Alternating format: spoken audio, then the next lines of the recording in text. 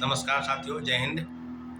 बहुत सारे अभ्यर्थियों का फ़ोन कॉल और मैसेज आ रहा है कि आज जो डेलीगेशन बीपीएससी चेयरमैन सर से मिलने गया था, तो उसकी पूरी अपडेट आपको हम बता दें। मैं भी अभी वहीं पर था और सुबह से लगभग 10:30 बजे से लेकर और अभी तक हम वहाँ से थोड़ी देर पहले ही निकले हैं। पूरी अपडेट आपको बता दें कि जो समस्या लेकर कल विजय सिन्हा ने बिहार के डिप्टी सीएम के पास लोग गए थे, डेलीगेशन में कुछ लोग हमसे भी मिलने आए थे, मुलाकात नहीं हुई। उन लोगों ने कहा कि पूरी तरीके से हम लोग बीपीएससी चेयरमैन से बात करेंगे और दो जो छात्रों की ग्रीवांस है, उस ग्रीवांस को बीपीएससी चेयरमैन के समक्ष रखेंगे। तो 17वीं सिविल सेवा जिसकी पीटी परीक्षा 13 दिसंबर को आयोजित होने वाली है और पूरी तरीके से बीपीएससी तैयारी कर रखी है, क्योंकि जो डेलीगेशन के साथी अंदर गए थे उनसे बातचीत के बाद पूरी तरीके से आपको हम आश्वस्त कर दें कि बीपीएससी कोई भी फैसला लेने के पक्ष में नहीं है। पूरी तरीके से आपको बताते हैं, क्योंकि बीपीएससी चेयरमैन द्वारा जिस बात का जिक्र डिप्टी सीएम विजय सिन्हा से बातचीत करने के बाद वो कह रहे थे कि जो छात्रों की मांग है, 3 मांग हम लोग की प्रमुख है।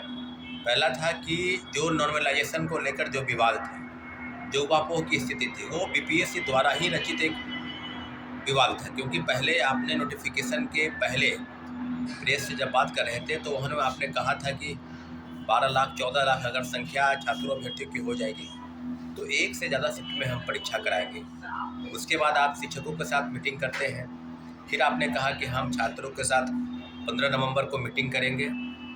मीटिंग नहीं हुई और लगातार आपने पत्र लिखा जिलों में, इसमें 3 अलग अलग रंग के सेट की बात आप कर रहे थे। तो पूरी तरीके से विगत 2 महीनों से छात्र उपापोह की स्थिति में लगातार थे और चाह रहे थे कि बीपीएससी इस पर पूरी तरीके से अपनी बातों को रखे, एक नोटिफाई कर दे, एक चिट्ठी निकाले। लेकिन 6 दिसंबर को जो प्रोटेस्ट हुआ, उस प्रोटेस्ट को आप भी जानते हैं किस प्रकार से प्रोटेस्ट हुआ।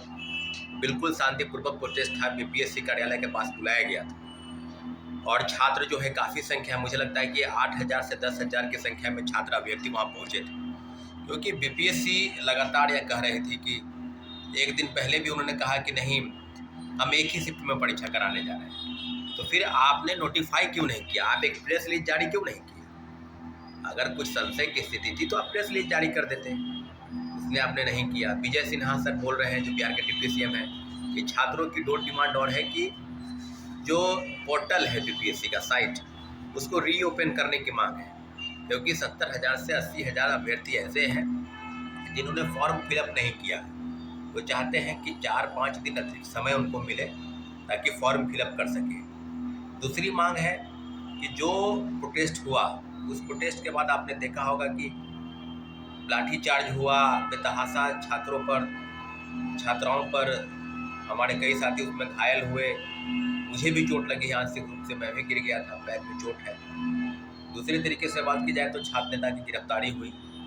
तो 2 तरह का स्टैंड चल रहा था, एक जो छात्रों के साथ दिखाने का प्रयास और एक आप छात्र के साथ है नहीं। पूरी जो कवायद थी, पूरी जो व्यवस्था बनाई गई एक शिक्षक के द्वारा, उसका पूरा खेल का पर्दाफाश हो चुका है। पूरी तरीके से सुनियोजित तरीके से छात्रों अभ्यर्थियों को मिलने नहीं दिया गया। लगातार विरोध प्रदर्शन चल रहा था, इसके बावजूद भी अगर छात्र मिलना चाह रहे थे बीपीएससी चेयरमैन से तो क्यों नहीं डेलीगेशन के रूप में मिलवाया गया? अगर आप मिलवाना चाह रहे थे तो फिर लाठीचार्ज क्यों हुआ? अगर आप मिलवा ही देते तो इसमें कौन सी बड़ी बात हो जाती? लेकिन उल्टे छात्रों पर लाठीचार्ज हुआ और सैकड़ों छात्र छात्राएं घायल हैं। कोई हॉस्पिटल में एडमिट है, कोई चलने में असमर्थ हो रहा है, किसी के पैर में चोट लगी है, किसी के हाथ में चोट लगा है। तो वो लोग चाहते हैं कि 13 दिसंबर को जो परीक्षा है वो 20 से 25 दिन और एक्सटेंड करें, उसकी तिथि आगे बढ़ाई जाए। 2 मांग। और तीसरी मांग हम लोग की सरकार से है, ये मांग बीपीएससी से नहीं है, ये सरकार से है कि छात्र नेता दिलीप भाई की गिरफ्तारी जो हुई है, जिनको बेवजह बलि का बकरा बनाया गया, उनकी बिना शर्त सशर्त रिहाई हो।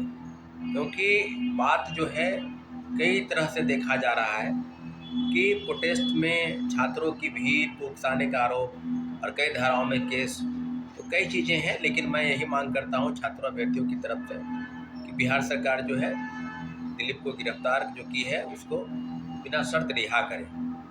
दूसरे तरीके से बात की जाए तो मुख्यमंत्री सचिवालय के पास भी कुछ अभ्यर्थी थे, जहां से उनको खदेड़ कर हटाया गया है।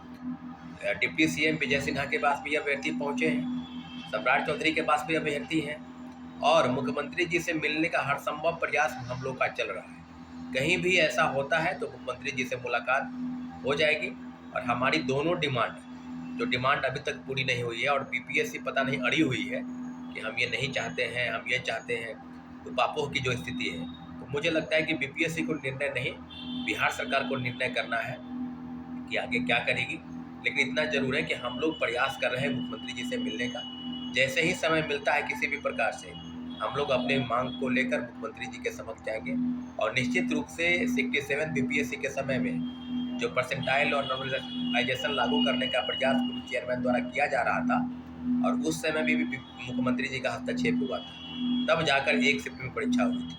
पूरी तरीके से बीपीएससी को ये बात उस समय में भी ठीक नहीं लगा था, और आज भी जो है छात्रों का प्रोटेस्ट जो है लगातार चल रहा है, विरोध प्रदर्शन कर रहे हैं, कई जगह दिल्ली में भी प्रोटेस्ट चल रहा है। तो हम लोग की कोशिश है कि मुख्यमंत्री जी से मिला जाए, और पूरी तरीके से हम लोग प्रतिबद्ध हैं कि जब तक हमारी मांग पूरी नहीं हो जाती। आज ट्विटर पे भी ट्रेंड किया था, पूरे देश में नंबर 1 पर ट्रेंड चल रहा है कि लिंक को, पोर्टल को दोबारा ओपन करने का। और दूसरे तरीके से छात्र नेता दिलीप की रिहाई का जो ट्विटर अभियान है वो भी ट्रेंड कर रहा है। तो इन्हीं सब मांगों को लेकर आप आश्वस्त होइए, हम लोग प्रयास कर रहे हैं कि मुख्यमंत्री जी से मिला जाए ताकि हमारी मांग पूरी हो सके। ठीक है साथियों, धन्यवाद, जय हिंद।